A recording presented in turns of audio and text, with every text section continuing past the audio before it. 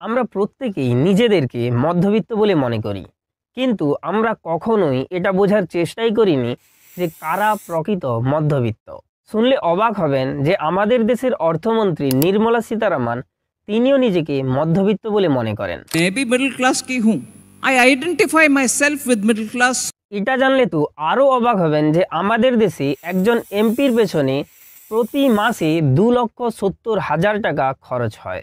এখন ভেবে দেখুন, ভারতের মতো এত বড় দেশের অর্থমন্ত্রী যার মান্থলি স্যালারি 2 লক্ষ টাকার বেশি, সেও নিজেকে মধ্যবিত্ত বলছে। তাহলে সত্যিই কি আপনার পরিবারও মধ্যবিত্ত পরিবার? কারা প্রকৃত মধ্যবিত্ত? কতটা রোজগার হলে একজন ব্যক্তি নিজেকে মধ্যবিত্ত বলে দাবি করতে পারেন? চলুন আলোচনা করি আজকের এই ভিডিওতে। ভারতে প্রায় 50% মানুষ নিজেদেরকে মধ্যবিত্ত বলে মনে করেন, কিন্তু পিউ রিসার্চের মতে কেবলমাত্র 2% মানুষের মিডল ইনকাম রয়েছে। একদিকে 50% মানুষ নিজেদেরকে মধ্যবিত্ত মনে করছে, অন্যদিকে রিসার্চ বলছে যে কেবলমাত্র 2% মানুষের মিডল ইনকাম রয়েছে। তাহলে সেই একই প্রশ্ন যে কতটা ইনকাম হলে কোনো ব্যক্তি নিজেকে মধ্যবিত্ত বলতে পারেন। পিউ রিসার্চের মতে যদি কোনো ব্যক্তির প্রতিদিনের রোজগার $2 বা তার কম হয়, তাকে পুয়ার ক্যাটাগরিতে রাখা হয়। $2 মানে আজকের দিনে প্রায় 166 টাকা। অর্থাৎ পিউ রিসার্চের মতে যদি কোনো ব্যক্তির প্রতিদিনের রোজগার 166 টাকার কম হয়, তাহলে তিনি গরিবের ক্যাটাগরিতে পড়বেন।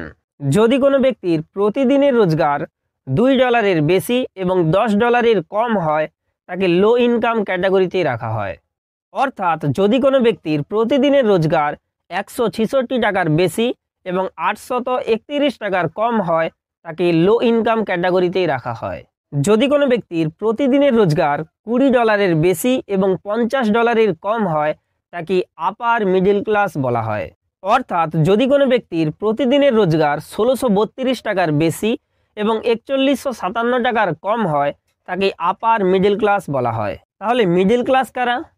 যদি আপনার প্রতিদিনের রোজগার $10 বেশি এবং $20 কম হয়, তাহলে আপনি নিজেকে মধ্যবিত্ত বা মিডল ক্লাস বলতে পারেন।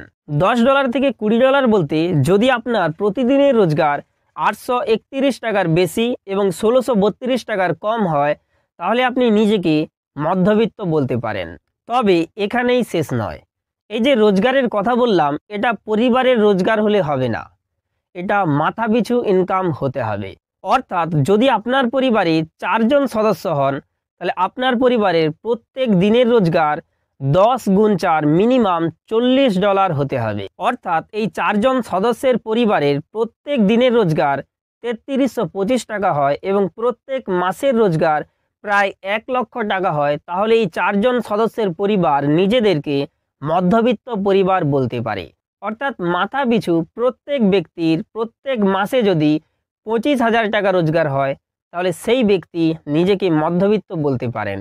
এই হিসেব দেখার পরে এটা বুঝতে পেরেছি যে আমাদের ঘর বাড়ি, পোশাক পরিচ্ছদ, থাকা খাওয়া মধ্যবিত্ত পরিবারের মতো হলেও বাস্তবিক অর্থে আমাদের মধ্যে বেশিরভাগ পরিবারই মিডল ক্লাস নয়, পুয়ার অথবা লো ইনকাম ক্যাটাগরিতেই বিলং করেন। টু বি অনেস্ট, আমিও মিডল ক্লাস ফ্যামিলি থেকে বিলং করি না। আপনার পরিবার কোন ক্যাটাগরিতে পড়েছে কমেন্ট করে জানান। দেখা হবে পরের ভিডিওতে। জয় হিন্দ, জয় ভারত।